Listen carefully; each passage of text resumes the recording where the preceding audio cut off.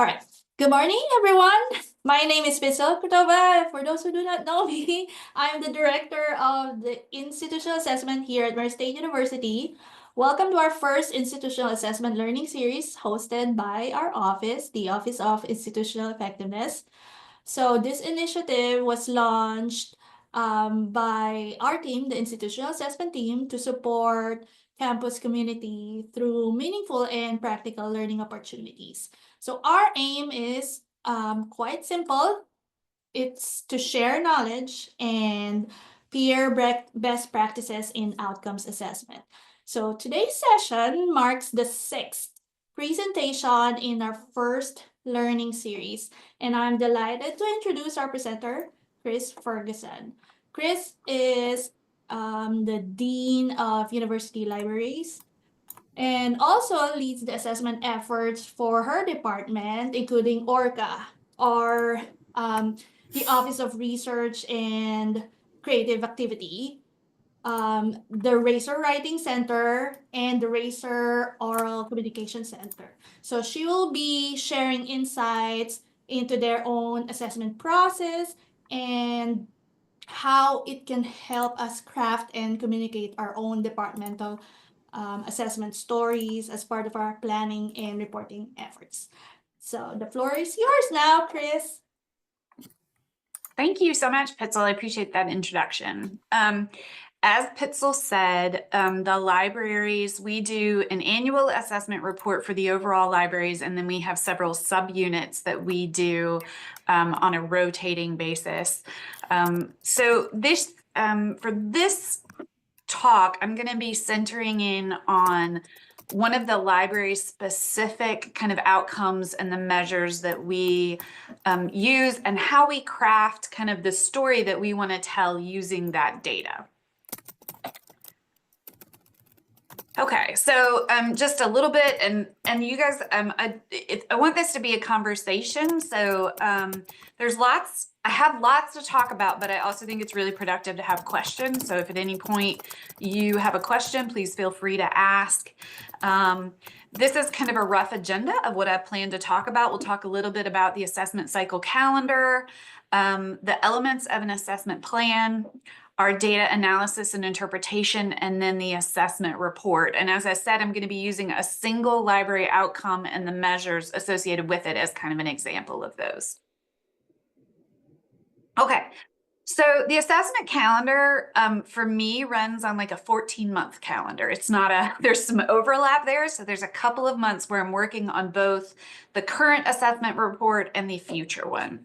So our calendar for like a single assessment report starts in July, where I start to think about the data that we have available and what kind of assessment story that I want to tell using that data.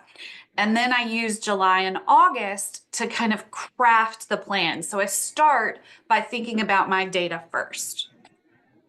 So in the assessment plan, in the SPOL structure, we think in terms of outcomes, measures, and achievement targets. So the outcome is the story that you are telling about your department or unit, how you are performing well and how you are working to meet the needs of your constituency. So the outcome is, the other way you can kind of think of it is it's the story you want to tell. The measures are what you are using to measure your productivity, or it is what you are using to measure how your department is going to meet the desired outcome. And then the achievement targets, that's the first place where you start to talk about specific numbers. So it isn't until you get into that achievement target area that you're talking about numbers. And that's kind of an overarching view. We're going to get into kind of some nitty-gritty specifics here.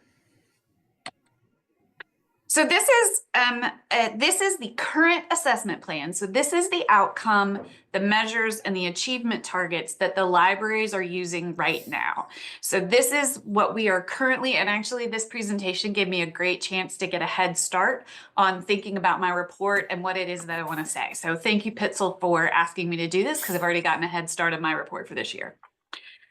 I'm not going to read these to you, but I'm happy to share this presentation so you can have some time to read these. We're going to be going through each aspect of this. So we're going to work in reverse. We're not going to start with the outcomes and get narrower. We're going to start with our data and think and build up from there. So we're going to first talk about what it is that we want to count. So you're going to identify your data. What are you currently measuring and counting? So, and as I've made a note here, we are not going to reinvent the wheel. You're not going to make up measures or outcomes that don't have anything to do with what you're currently counting. So think about the data that don't make your job harder than it is. So don't invent data or don't say, I think we need to start counting this. So think about what you already have. Is that number of classes that you're teaching, number of students enrolled, number of, I see Carrie McGinnis is here, so number of alumni that you're contacting? Is it number of invoices that you paid? Like, think about the data that you are already counting. Is it feedback? What is your satisfaction rate? Is it about retention? So think about the data that you already have, that you're already gathering, and just kind of lay that out. So this is a rough idea of what the libraries are currently, this is actually just a snapshot really of what the libraries are currently tracking. We look at spending data, we gather instruction statistics, we gather data on our information and reference, so how many questions do we answer? We gather usage data on our subscription. So how often are students using, or how often is a particular journal or database used? We gather data on interlibrary loan. So these are all pieces of data that we gather every year, no matter what. So I'm not trying to make up new data. I'm taking what we currently have and I'm building a story from it. So this is data that we currently gather. And for the 24-25 year, I picked two pieces of data that I wanted to highlight. I'm looking at spending data by a specific department or unit, and I'm looking at our interlibrary loan data. And I broadly characterize that. This is where I'm starting to branch up from my data. I am broadly characterize that we are assessing library collections. So I'm looking at spending data and I'm looking at things that we're acquiring. Any questions so far? Okay, so those are the two pieces of data that I'm going to look at. I'm going to look at spending data and I'm going to look at interlibrary loan data. So once you have identified the data, what achievement target do you want to set? So this is the lowest level of that piece of assessment. What is the target that I want to set? And when you are writing out your target, when you are writing out your kind of like what it is that you want to aim for, there's three aspects of that you want to think about. So you want to define what data you're going to measure. You've already thought about the data that you have. So you're going to define which of that data you're going to use. You're going to define a target, and you're going to define the parameters of that target. So I'm going to show you an example here. And as I note, you don't necessarily have to achieve that target. You want to be realistic, but as we'll get to later, you'll see the libraries did not come close to meeting one of the targets that we set this year. So we'll talk about that. But so for this, the first achievement target that we set, as I said, I wanted to look at spending data, and I specifically wanted to look at what we are spending on students.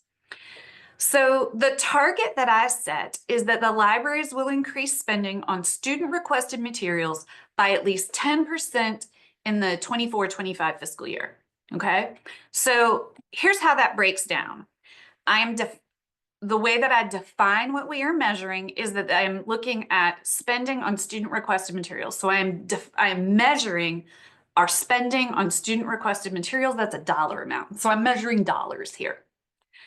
I have defined the target. I want to increase that spending by at least 10%. That's my target.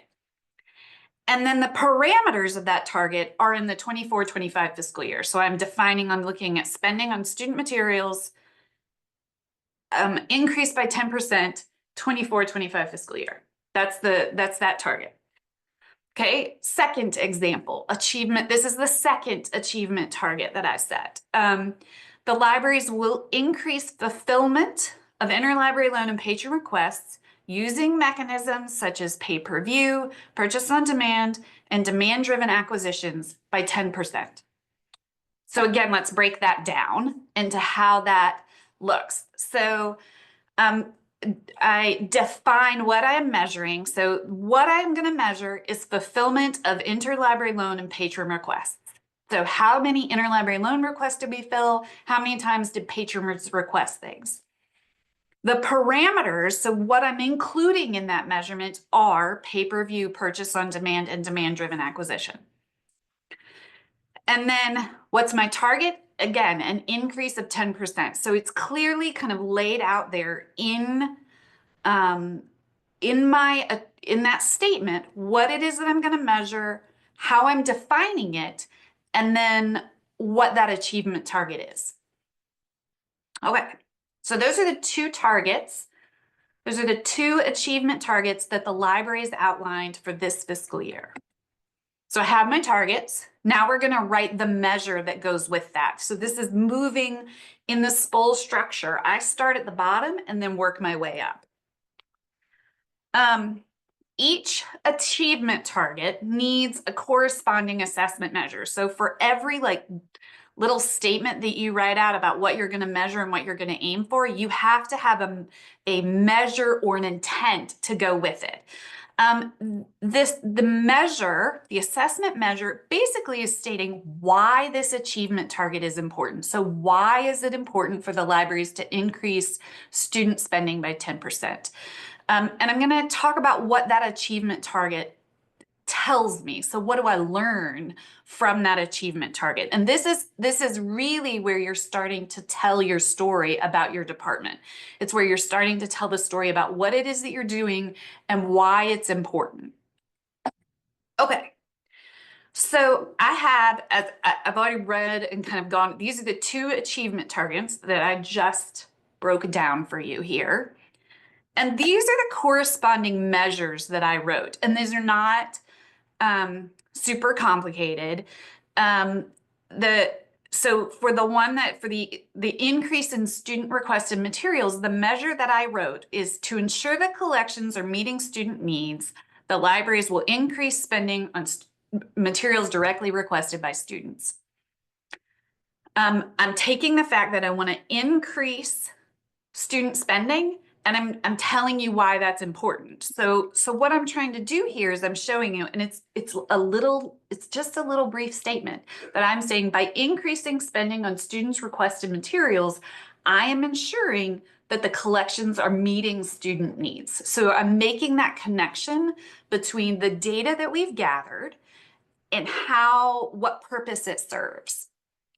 So for the second measure, I say to meet the educational and research needs of university faculty, staff, and students at the point of need, the libraries will increase use of mechanisms such as pay-per-view, purchase on demand, and demand-driven acquisitions. So again, I basically say I'm going to increase these things. I took my achievement target, reworded it a little bit, and then added a little statement that says why it's important. So that by increasing the use of mechanisms like pay-per-view, I am making sure that I am meeting the research needs of students, faculty, and staff at the point of need. Any questions about crafting? Like, you start with your data, you create a target of what you want to reach, and then you're telling people why that target's important, what it's going to do. Okay. Cris, I just want to make a note about measures, just to be clear. This is good in terms of you crafting and creating your own for your process. But in terms of reporting them into SPAL, what measures actually are being asked and the expectations there are the actual tool. So you basically described, which is what you're doing right now. but it also requires, at least in the system that we're using, what exactly that tool is. So there's a title, I think, field there that you will just say pay-per-view or whatever it is, or whatever tools your department or your program is using. It could be quiz, final exam for programs, or it could be a survey, or whatever mechanism it is you're using to measure and assess that particular outcome that you're assessing on that year. Thank you. Okay, so we have crafted, we have our data, we've crafted targets, we've crafted measures, and now those two measures, at this point I've had two kind of like parallel lines coming up. Those two measures are going to work together to tell a story. So this is the big picture. This is your big overall picture of what you're the story that you're trying to tell. You just need one per year.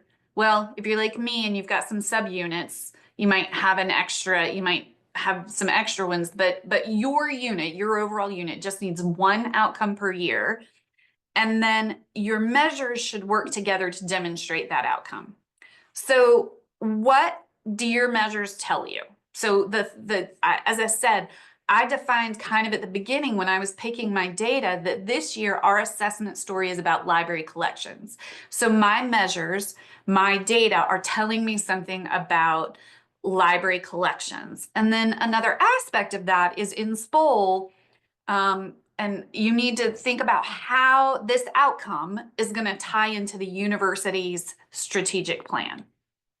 So as I talked to you about the assessment measures that we crafted for the libraries, and from those I came with up with a broad story about what it is the libraries are doing in our collections. And so the story I'm telling, the statement, the big outcome statement, and the story I'm telling are that faculty, students, and community users have access to a comprehensive suite of collections provided by the university libraries for their educational and research needs. And so I'm creating a broad story that by meeting these assessment goals and meeting these measures, I'm demonstrating that the libraries are providing access to this comprehensive suite of collections. The beauty of a statement like this outcome, is that I can actually take this outcome and perhaps in a future year choose different measures or different data that I want to highlight. I could pick, this year I'm looking at student spending and interlibrary loan, but in a future year I could decide I want to look at spending on faculty requests and circulation data. And both of those can also demonstrate that they have access to a comprehensive suite of collections. But it's again in how I'm crafting that story behind the data itself. Okay, so once you have your outcome, you need to align it with the university's strategic initiatives or the strategic plan. And I don't have a snapshot out of it. I should have included one here, but our strategic plan is divided into five. Thank you, Pitzel, for nodding. I appreciate that. It's divided into 5 broad initiatives. And our assessment goal, the library's assessment goal, aligns with Murray State University's Strategic Initiative 3, which is Advanced Knowledge to Benefit Society. So that I have measured things, I have written our targets, and I've kind of demonstrated that we are providing access to a comprehensive suite of collections and that those are meeting the educational research needs. And through all of that work, all of what we're measuring and doing, we are advancing knowledge at the university to benefit society. There's 5 initiatives in there, and each initiative, I've provided a link to the plan here, and each one of those strategic initiatives has like some bullet points below it that kind of help describe the meaning behind those. So I literally just go open up the strategic initiatives document, read them, and go, Yep, this one aligns with the thing that I am trying to do over here. And then there's a space in SPOL for you to enter that information. Okay, this is the rough, there's no screenshot of SPOL, but this is kind of the structure of, if you were to graph, I guess, or create, this is a little outline of the structure in SPOL. So we started here in writing our targets, then moved on to crafting our measures, our outcome, and then there's a little place where you can kind of enter what piece of the strategic plan. As Pitzel said, there is a place in the measure where you essentially have to create like a heading for your measure. And I didn't indicate that here, but this is kind of the rough assessment plan structure in SPOL. Okay. So we're now going to shift to talking about data analysis and interpretation. So, and let's look at our calendar. So there's a long period of time where we're collecting data. So at the beginning of the fiscal year in July and August, we're identifying our data that we want to use, we're crafting our plan, and then there's this long period where the data is just accruing. Things are happening, we're going through the academic year. And come July, I've got, like I said, I got a head start. I'll have to update my data. But in July, I sit down and I look at the previous year's data and I start to analyze and interpret it. So here's where we are right now in reference to the targets and measures that I set. So we're gonna talk a little bit. So first, you're gonna gather your data. And what does it tell you? At this point, we're just looking at the numbers. I'm not asking you to write anything. We are just grabbing the numbers and we're gonna analyze those. Did the numbers go up or down? By what percentage? How were your satisfaction rates affected? Did your test scores go up or down? Did you see more students or fewer students in your unit? So whatever measures you've chosen, you're just going to look at those numbers and blanket say, what is this data telling me? So as a reminder, again, the library's achievement target 1 is that we were going to increase student spending. So this is the one for the rest of this document that we're going to focus on. We're just going to look at how I assess and write up reporting measures, like how I describe this particular achievement target. So our first one, we're going to look at student spending. We're not going to meet this target. It's just not. So you will see our peak. We made a really concentrated effort between 2021 and 2021. We went from 5, and then 21, 22, we put in a huge concentrated effort to promote student requests for materials, and we bought 143 items. The next 2 years, we kind of held somewhere in the middle, and then this year we're back to 5. It's great. And honestly, this is totally fine, okay? Nobody panic. I'm not panicked. It is okay if your numbers go down. Ideally, I would not like to see a 5 there, but I have my reasons. So what happened? So what happened in the libraries that made that number go down? So this is where, again, I'm transitioning from pulling the data to starting to tell my story. So what happened in the libraries? Well, one, we had 3 people leave our acquisitions department over the course of 24-25. So the people who do the buying left, took other jobs. Actually, one person took another job in the libraries, one person retired, and then we had somebody leave the university altogether. So over the course of the academic year, our acquisitions department was kind of gutted. And that impacted our ability to make the purchases that students were requesting. The second factor was that the lower level of library flooded in July of 2024. So right at the beginning of this fiscal year, right as I was crafting my report, the lower level of the library flooded.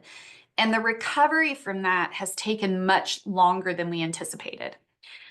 We did not have the ability to let students go to the lower level, which meant that they couldn't browse the collections And it made it harder for them to identify gaps in the collection and things that they might want us to buy.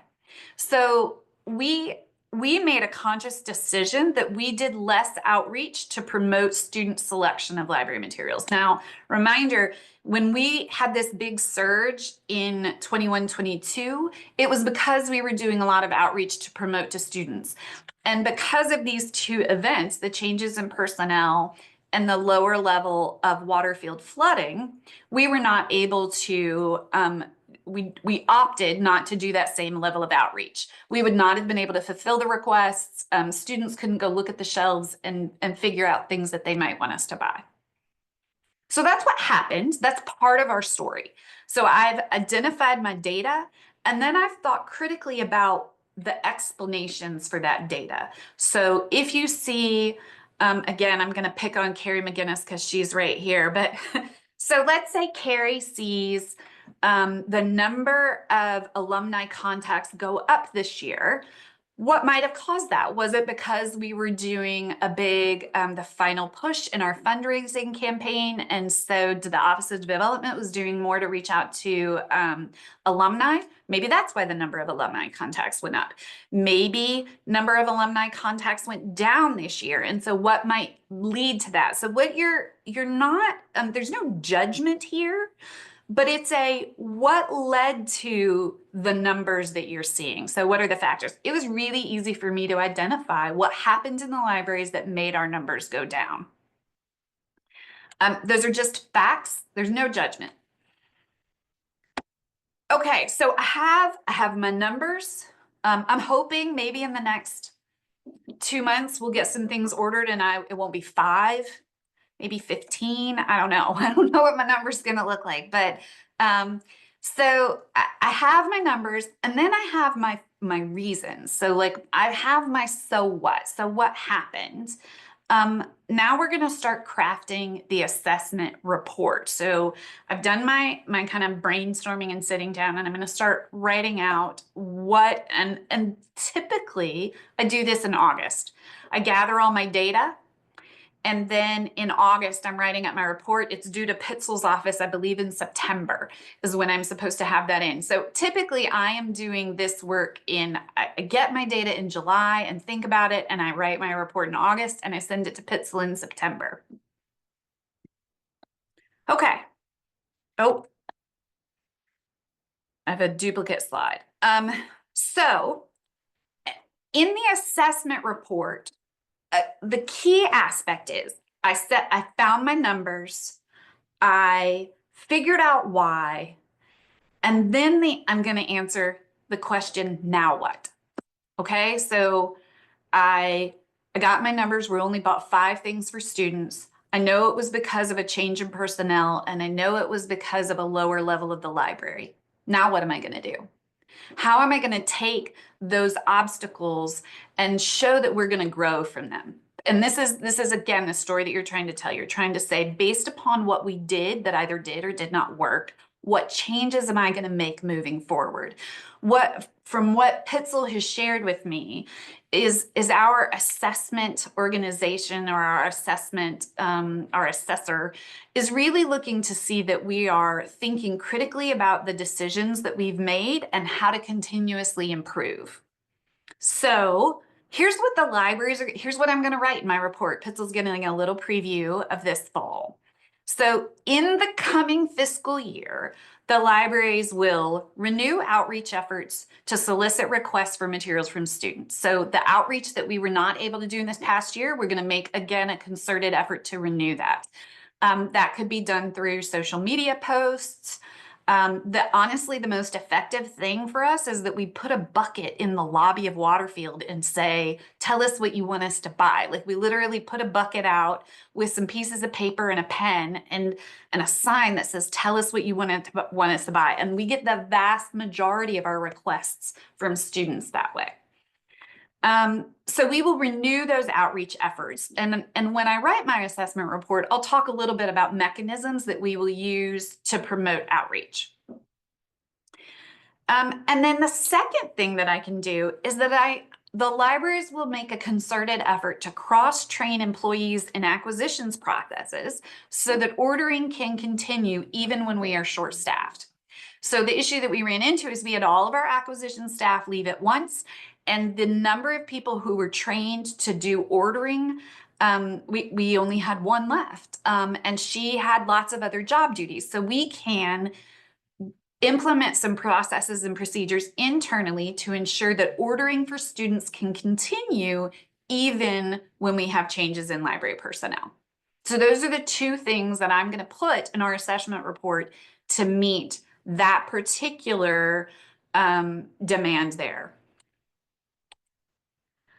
I've broken this down. I tried to use it might be a little bit loose, but the things that when I write my report, I'm trying to answer are the who, what, when, why, where, and how of, and that doesn't have to be long. I do want to emphasize that you want to address these points, but it does not have to be like a half a page. 2 or 3 sentences are sufficient. Like Pitzel doesn't want to read all of that, so just like a little snippet. Okay, so and again, I will share all of these like notes. The why is really important. If you met the target, why? If you didn't meet the target, why? Like they want you to see that you are thinking about your processes and how that's impacting your numbers. Okay, so one, for the libraries, who did the assessment? That was me. I took the lead on the assessment.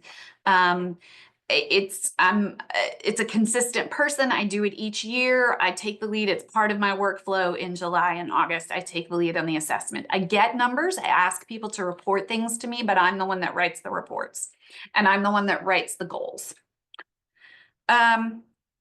So what happened? We've already been over that in 2004, 2000, and literally these are probably exactly like I will take these sentences and squish them into a little paragraph, and this is what Pitzel's going to get. So in 2004, 2005, just 5 items were requested with a total of $76.94. So that's, remember I told you what I'm actually tracking is dollars. Like I'm looking at student spending. So it's important for me to, when I report my numbers, report the thing I said I was measuring. So I'm not actually measuring the number of items ordered, I'm measuring dollars. So poor students only got $74.91 thus far this year. That represents a 95% decrease from the year before. not a 10% increase as I had hoped, but a 95% decrease. I've already talked about why it happened. What changes where will changes be made? This is the important piece. Like you're wanting to bring it back around. Where are you going to make changes? And I've already told you the changes that libraries intend to make. And then how did you craft the report? So what did I do to come up with my numbers? I pulled expenditure data. I compared the previous fiscal year to the current fiscal year, and that is how I came up with my numbers.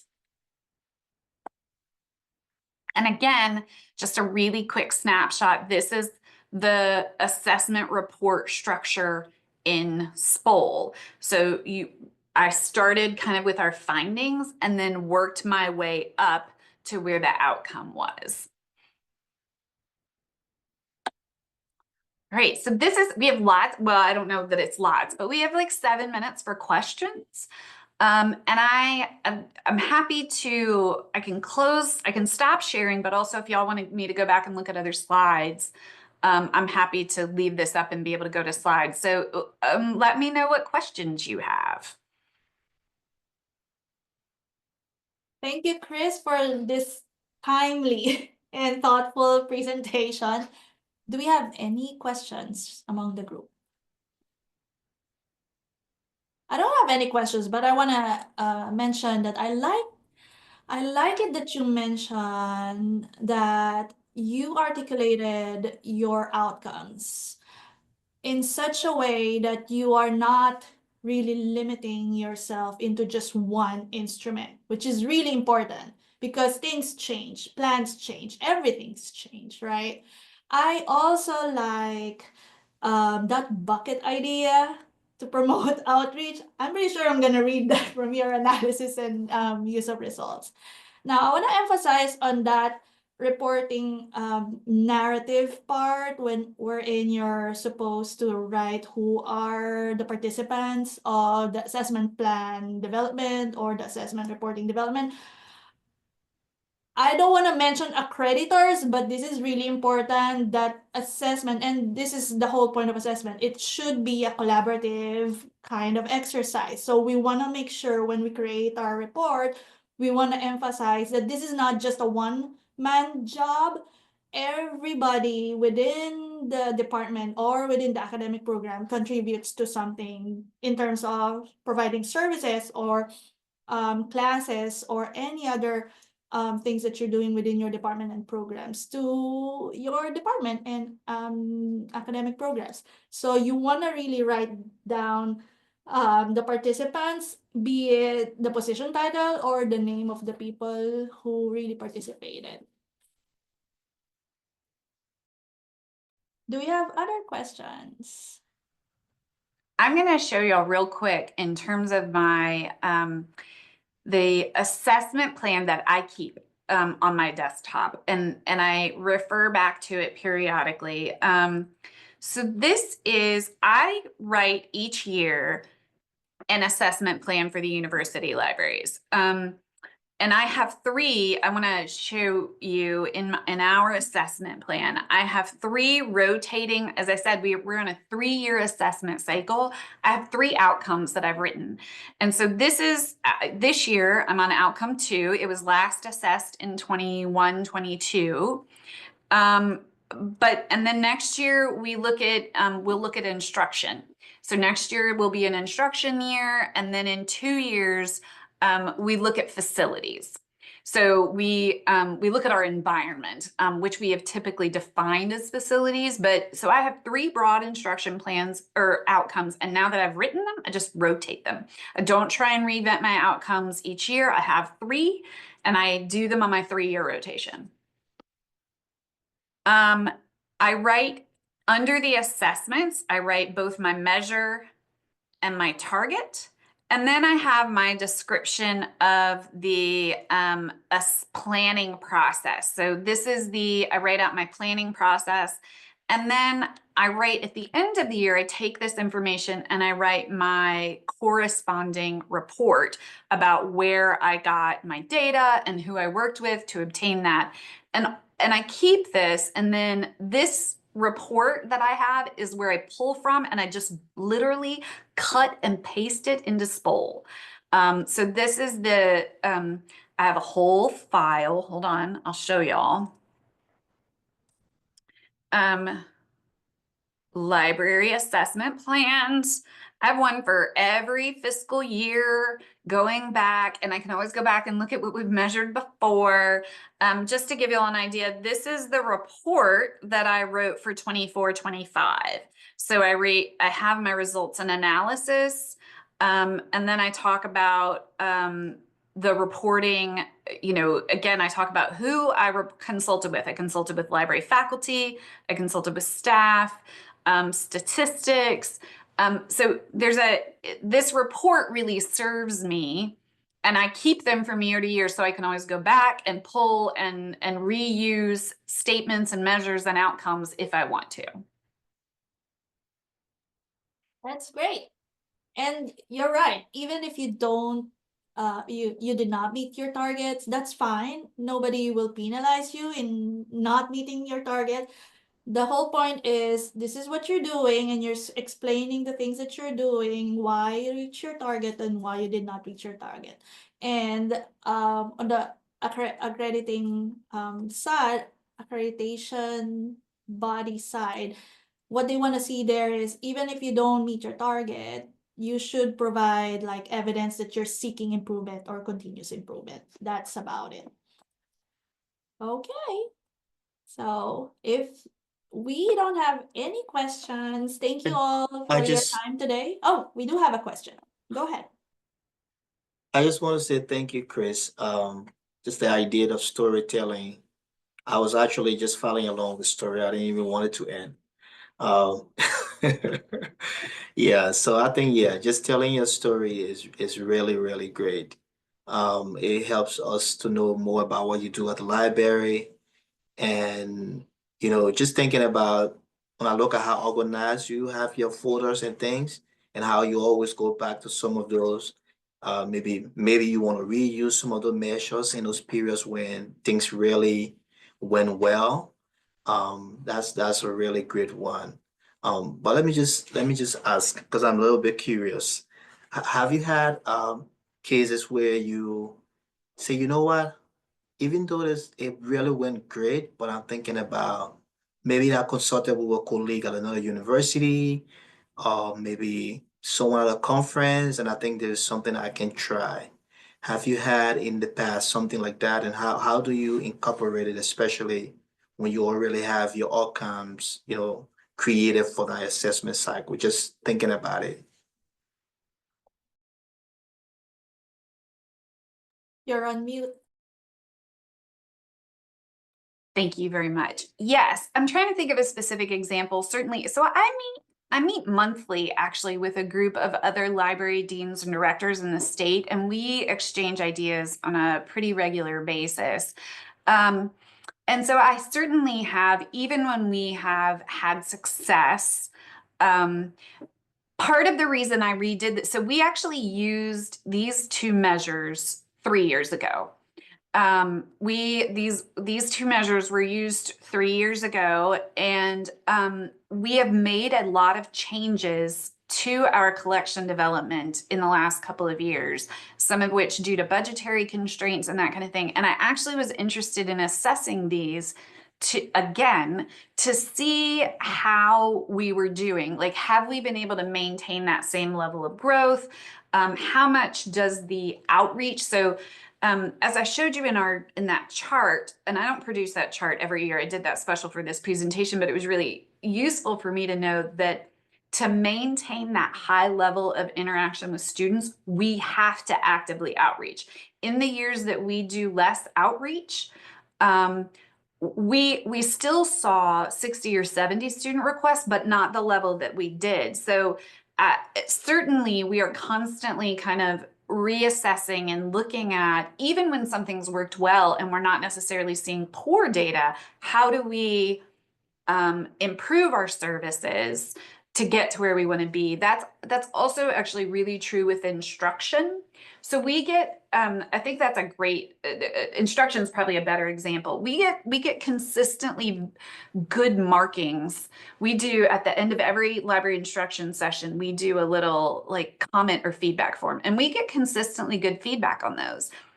But those feedback forms also include comments about, I wish you would have covered this, or I wish you had talked about this, or I didn't need to know that. And that provides us elements for improvement that we can take, even though our ratings are still quite good. Thank you. I'm happy to share. I'm looking in the comments. I'm happy to share both my slides and an example of my assessment document. It's actually 2 documents, and I'll send you both. So I will send you all, or I'll send them to Pitzel and let Pitzel distribute my report for. I'll send both the plan and the report for the 23-24 fiscal year because that's a complete. So you can look at how I drafted them and then also how we report them, and then. Like I said, this has given me a head start on thinking about what I'm going to put in my report for 24-25, but I still have 2.5 months of data to collect before we do that official report. Yeah, we are gonna do that, including this video. We're gonna upload it in our YouTube channel, and we're gonna utilize our website to share all those documents with you all. Do we have any other questions? Okay, if we don't have any questions, thank you again, Cris, for this presentation, and thank you all for your time today. We hope you found this presentation beneficial, and we look forward to seeing you next week. I'll be presenting something that is pretty much similar to this, that connects the dots from planning all the way to reporting. That will help at least some are assessment coordinators and everyone who works within their department and program on how they craft their program assessment plan and reports. All right. See Thank you guys. all. Thanks.